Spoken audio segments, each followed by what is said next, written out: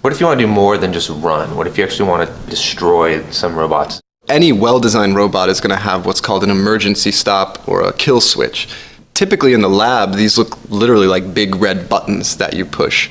But you got to remember that a lot of times, even when you hit a kill switch, you could be in danger because that machine's now going to be inactive. If it's big, it might fall over and crush you. If it's carrying something valuable, it might drop that. So you got to think ahead. So lastly, I think, is giant walking robots. These are probably going to be a problem sometime in our lifetime. At least I hope so. So how do you take these down? A giant walker is going to have very lightweight legs. And so this makes the legs a prime target for you as a person. So if you have a gun or some kind of weapon, you want to attack the joints of a giant walker. And the higher up that you get it, the better. Because if you can sever an entire leg, it's going to be much more helpless than if you just take off a foot. DiCaprio's Candy is also a standout, a great bad guy in an era that's had a, hey, you get out of there, Mumbles, nobody invited you.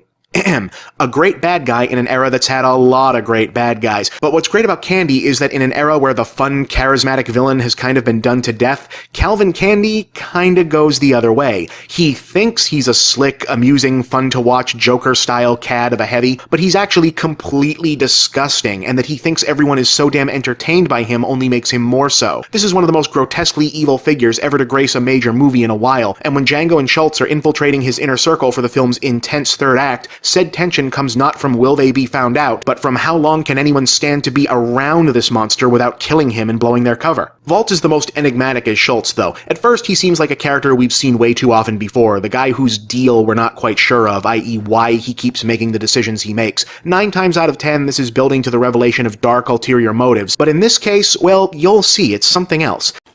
If somewhere within the Bible, I were to find a passage that said 2 + 2 = 5, I wouldn't question what I'm reading in the Bible. I would believe it, accept it as true, and then do my best to work it out and to understand it. Okay, that seems reasonable. So what you're saying is that if the Bible told you that 2 + 2 = 5, that you would believe that over your own eyes. That's what you literally just said. Well, here's my retort. If you believe that 2 + 2 = 5, then I want to slap you across the goddamn face so you'll have 5 perfectly imprinted fingerprints so you'll know what 5 is, motherfucker! I'm sorry. I don't know what got into me. I'm gonna try to remain calm, and let's watch what the rest of these creationists had to say. Shall we? I can't even fathom coming from this little thing that crawled on the ground to apes to being human. When we tested this cornerback's quickness, he topped 20 miles an hour in just 2.34 seconds. That's the quickest acceleration of any prospect we measured this year. And it's actually better than the acceleration we calculated by Adrian Peterson. And when Milliner combines that horizontal acceleration with vertical explosiveness, the result is a maximum vert of 41 inches. One of the highest leaps we've ever measured. Wow. This means Milliner has a reach almost 5 inches higher than Kobe Fleener's reach, even though Milliner is 6 inches shorter.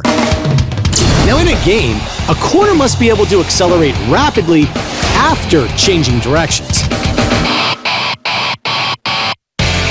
Milliner shifts gears from reverse to forward in just half a second.